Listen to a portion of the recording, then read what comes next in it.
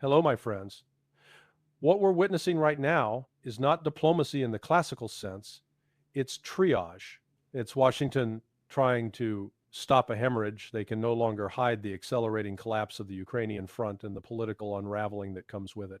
We are now one day after President Trump's so-called peace plan was handed to Zelensky by Dan Driscoll, the Assistant Secretary of the Army, alongside the Army's Chief of Staff. Whether they're still sitting in Kiev or already headed elsewhere doesn't really matter. The message they delivered matters, and by every credible account, it was brutal. Zelensky was not consulted, he was ordered. Sign the plan, accept it in full, or U.S. intelligence support and further military aid ends on November 27th.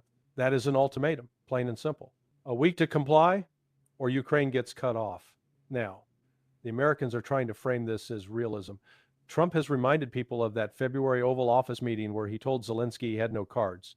Harsh, yes, but it was true then, and it's even truer now. Every card Zelensky played came out of the U.S. deck. J.D. Vance added another layer of blunt honesty on X. Anyone criticizing the administration's framework either doesn't understand the framework or refuses to accept battlefield reality. The fantasy that more money, more weapons, or more sanctions will magically produce victory is dead. Vance is right.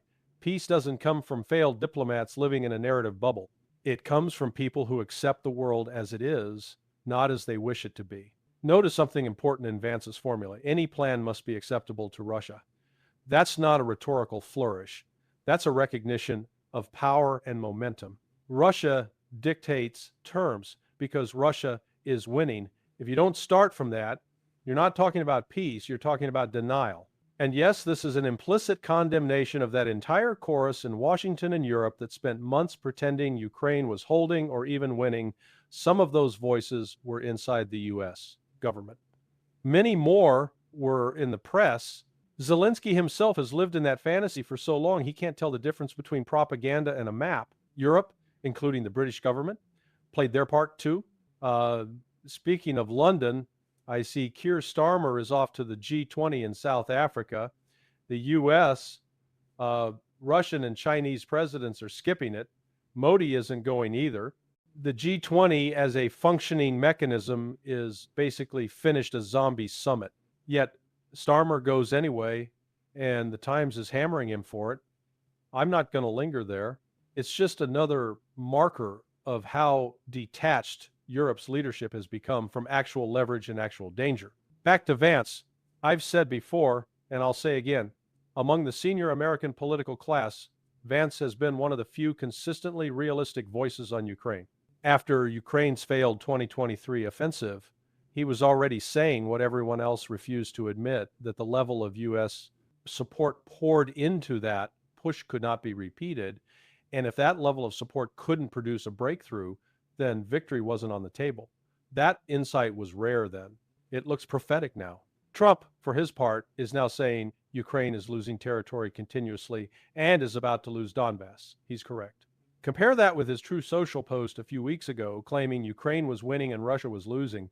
What changed? Reality forced its way into the room. We know he was briefed by Kellogg, Waltz, and Rubio, and evidently they sold him a softened picture of the front line, but Pokrovsk and the broader Donbass reality don't care about spin. The situation is worsening for Ukraine by the day. The Americans are now confronting that fact, and Driscoll, not Kellogg, is the one delivering it with a uniform standing beside him. That's a signal. The Pentagon is now backing a hard truth that the political wing could no longer stay ahead of. This dawning realization explains the frantic rush to cobble together a peace plan. This isn't strategic finesse. This is crisis management. Washington is trying to avert a Saigon moment, not because they suddenly discovered compassion, but because they don't want the historical stain of a public Ukrainian collapse on Trump's watch.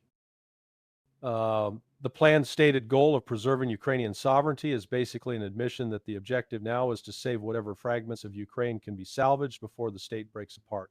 Zelensky is under extreme pressure. He hates this plan, every inch of it. His address to the Ukrainian people was rambling, defensive, and telling. He described a choice between losing Ukraine's dignity or losing its key strategic partner. That means the Americans made it stark behind closed doors. He also warned of a hard winter ahead, which is not a throwaway line. It's a hint of what he knows is coming if he refuses to sign. At the same time, Zelensky is trying to find an exit ramp. He's leaning on Europe, hoping European leaders can soften Washington. He's betting that American threats are partly bluff, that even if intelligence support is cut briefly, the U.S. won't sustain the cutoff because Ukraine can't fight without it. Zelensky's circle, Brussels, the neocons in Washington, they would all blame Trump if Ukraine collapsed after an aid cutoff. So Zelensky is gambling that if he stalls, Trump will blink first. That's why he's talking about offering alternatives. We can guess the menu: freeze the conflict, revive some version of a Kellogg plan, buy time. The EU foreign ministers are already resisting Trump's framework. And there's another panic spreading through Brussels. Trump's talk of returning roughly 2/3 of frozen Russian assets torpedoes their grand idea of a 140 billion loan collateralized by those assets. Who's going to sign on to a collateral scheme when the U.S. president is openly discussing giving the collateral back to its owner? That project is collapsing in real time, and frankly, it was theft dressed up as finance from day one. Now to the central actor, Vladimir Putin. He addressed Trump's plan during a meeting of Russia's Security Council in response to what was clearly a staged opening question, which by itself suggests Moscow had already done internal review. Putin's statement was calm, surgical, and revealing. He said there has been almost no public discussion of the plan in detail, though it's not a secret. Russia is not being dragged into America's theater. Russia will talk when it is ready from a position of strength. Putin noted that Trump's peace approach was discussed before Alaska and that the Americans asked for flexibility. That word matters. Flexibility is not surrender. It's a tactical adjustment inside a strategic trajectory Russia controls.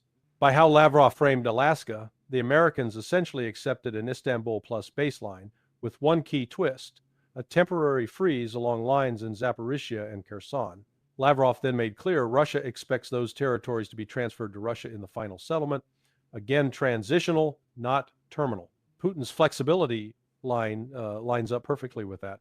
Putin also emphasized that Russia briefed all major global South partners: China, India, North Korea, South Africa, Brazil, and CSTO states.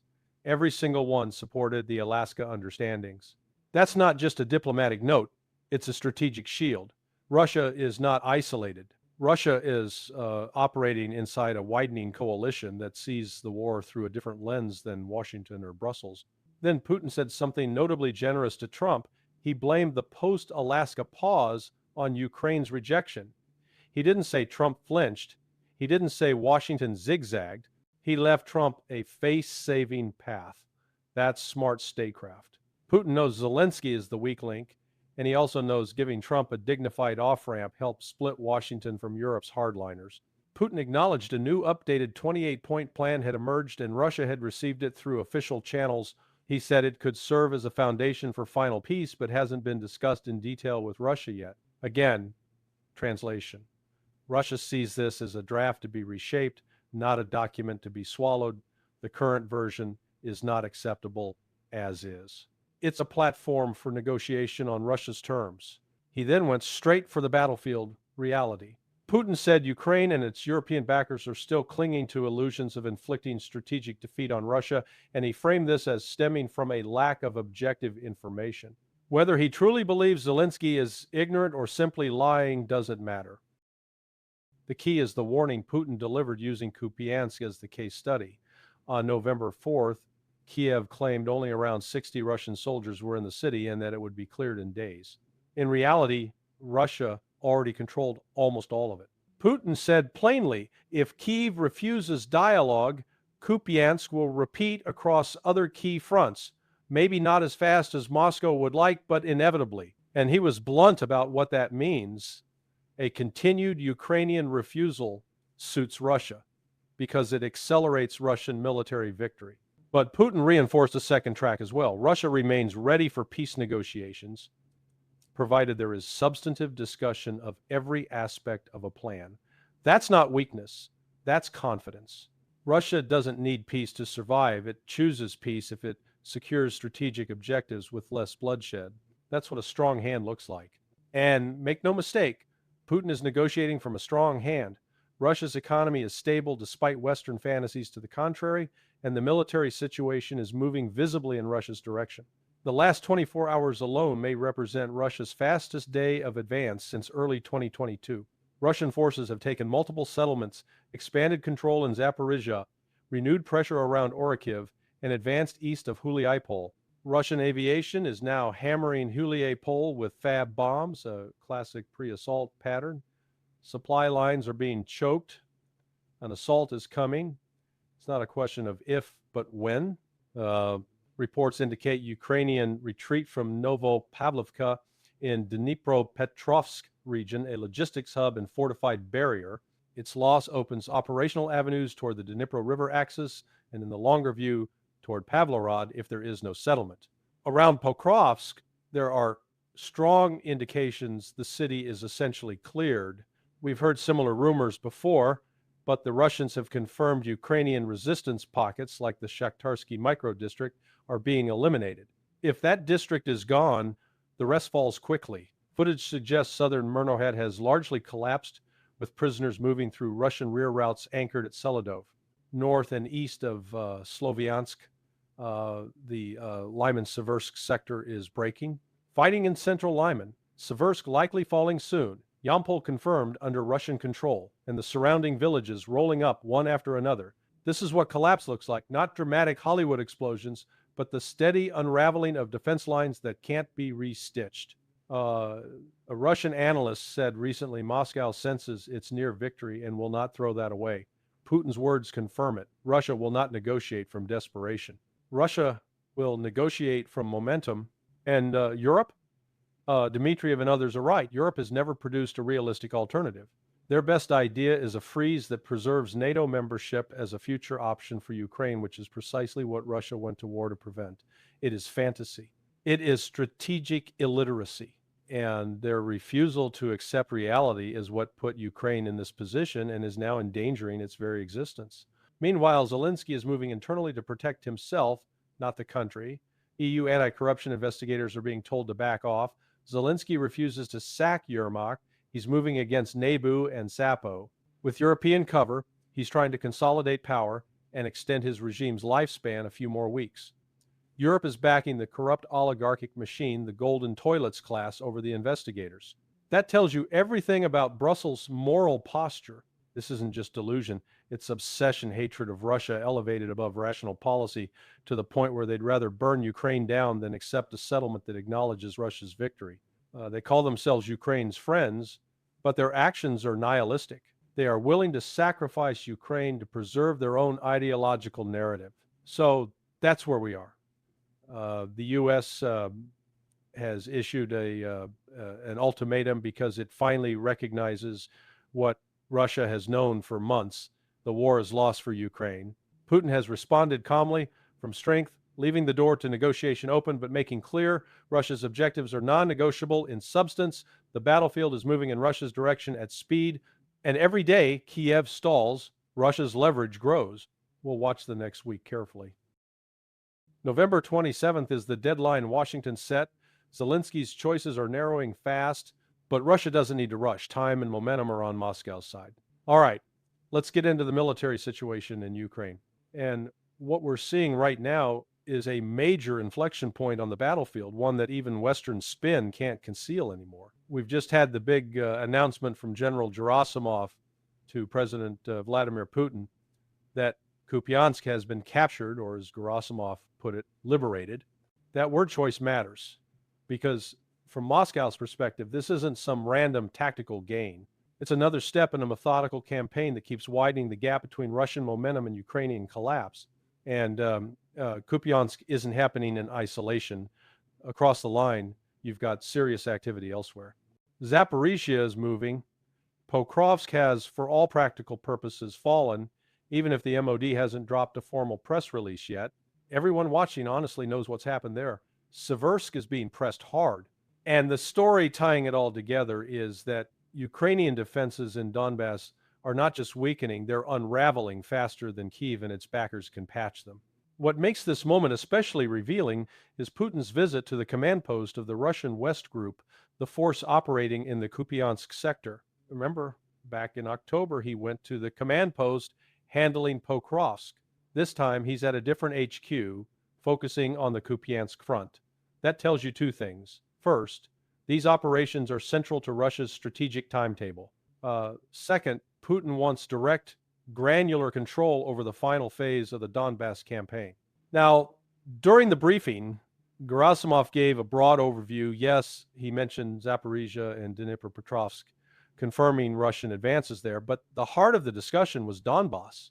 Putin also received reports not just from Gerasimov, but from two frontline commanders, one overseeing the Konstantin Seversk axis, the other overseeing Kupiansk and the wider Izium direction. And those reports painted a stark picture for Ukraine. Let's start with Kupiansk. Both Gerasimov and the field commander stated plainly that the town is fully under Russian control. The clearing operation is done. What remains is an encircled body of Ukrainian troops. Putin said 15 battalions. If those battalions were full strength, we'd be talking around 7,500 men, but nobody serious believes that. Even so, it's a significant force pinned in exposed ground east of Kupiansk, beyond the Oskol River. They are boxed in without realistic routes of escape. This is now a pure countdown, surrender or destruction. And I don't say that casually, it's grim, but it's the battlefield reality. The Kupiansk commander also revealed something crucial. This is part of the Izium direction. Russia's plan is not to stop at Kupiansk. The objective is Izium, the key town north of Sloviansk that Russia held in 2022. Recapturing Izium today is a different proposition than holding it back then. In 2022, Russia pulled back because surrounding territory remained under Ukrainian control and Russian force posture wasn't yet optimized. Now, Russia is stronger, layered, and advancing with a far deeper operational base. Retaking Izium enables a northward encirclement of the Sloviansk-Kramatorsk agglomeration.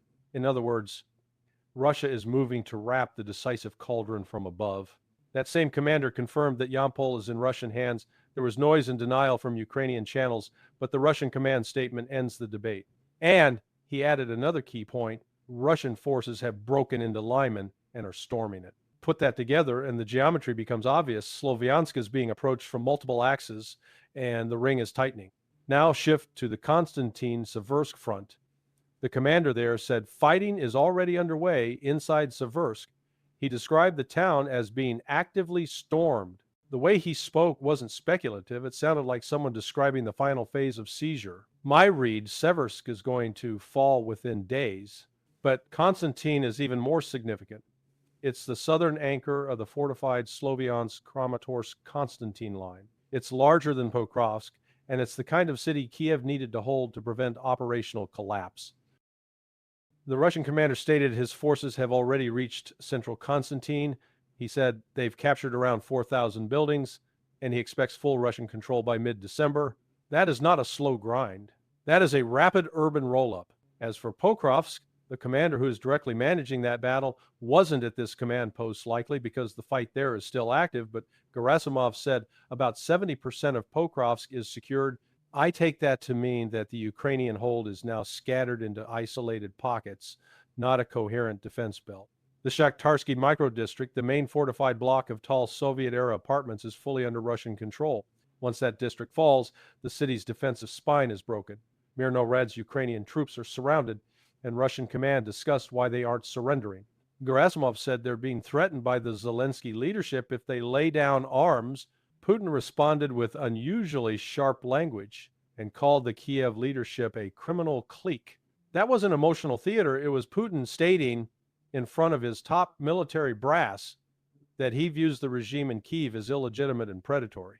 So the operational arc right now is Kupiansk fallen, Lyman and Seversk collapsing, Konstantin being swallowed, Pokrovsk nearly finished, Mirnohrad trapped, and the Russian objective line extending toward Izium. If these dominoes keep falling, and there is no evidence they won't, then by the end of this year, we're looking at the opening stage of a full-scale siege of Sloviansk and Kramatorsk. The great Donbass cauldron that everyone talked about in early 2022 is finally forming, but this time with Russia holding the stronger hand in the battlefield initiative. Now, Let me tie this to the U.S. angle. Driscoll and the Army Chief of Staff went to Kiev ostensibly to deliver Trump's 28-point peace plan ultimatum. But if you send that level of Pentagon leadership into a war zone, they're not just couriers, they're fact finders. They would have been briefed by Syrskyi or other Ukrainian commanders. The question isn't whether Kiev briefed them. The question is whether they believe the briefing. Here's what I think happened. For the last couple of months, Trump has been getting his frontline picture mostly from General Kellogg, and Kellogg has been repeating what Zelensky and the Ukrainian command told him. Someone in Washington finally realized those briefings were unreliable, so Kellogg got sidelined, and real Pentagon brass went in to see the wreckage for themselves. Then the mission got muddied by the political rush to force the peace plan through, so these officers ended up doing both tasks, gather truth and deliver ultimatum. Let me be blunt.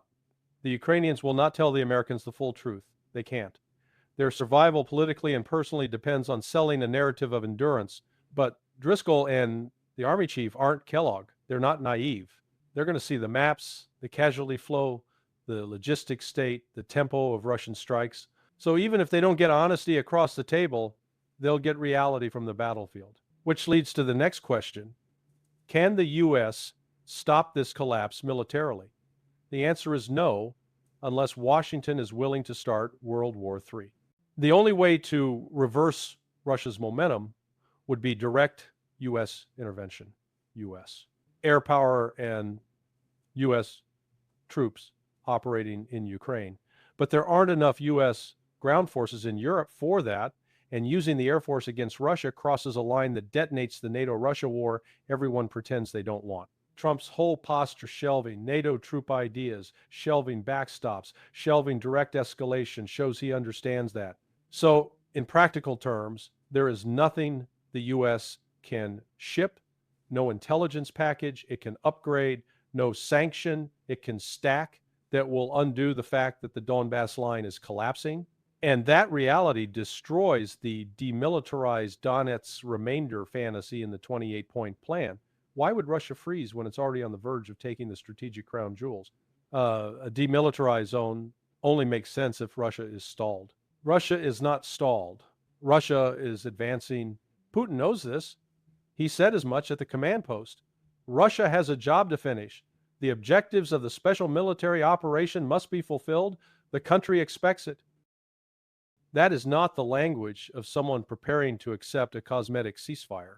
He showed up in camouflage, was addressed as commander-in-chief, and spoke like a leader who sees victory within reach and intends to secure it. Final issue. What happens to Zelensky and his entourage when Sloviansk falls, and yes, I'm saying when, not if. The corruption fight ripping through Kyiv right now looks to me like a classic end-stage power scramble inside an oligarchic state. Everything is corrupt, top to bottom. The people cheering these investigations aren't saints. They're rival factions fighting to push other corrupt networks aside so they can grab what's left before the exit. Europe is giving Zelensky cover, but Europe cannot protect him the way the United States could protect him. Europe can't stop Russia, can't stabilize the line, can't create a credible battlefield reversal. As Russia moves toward the Dnipro and as Donbass's fortified cities fall, panic in Kiev will rise. You'll see the early bolt, the quiet relocation westward to staging points like Zhytomyr or Lviv, and eventually, when the front breaches into open terrain and the Dnipro line is threatened, yes, you'll see a rush out of the capital. Zelensky probably won't be the first to go, but he won't be the last either. And once the government visibly evacuates, the defense of Kiev itself accelerates into collapse. Soldiers don't hold a city for a leadership that's already fled. So that's where we are today. Russia has seized Kupansk, is rolling the Donbass fortress line from multiple axes, and is positioning for the decisive battle around Sloviansk-Kramatorsk. The U.S. cannot stop this without igniting a much larger war, and Trump clearly doesn't want that. Europe is trapped in denial, Kiev is cracking from within, and Russia's doing what it said it would do steadily, relentlessly, and with growing strategic confidence.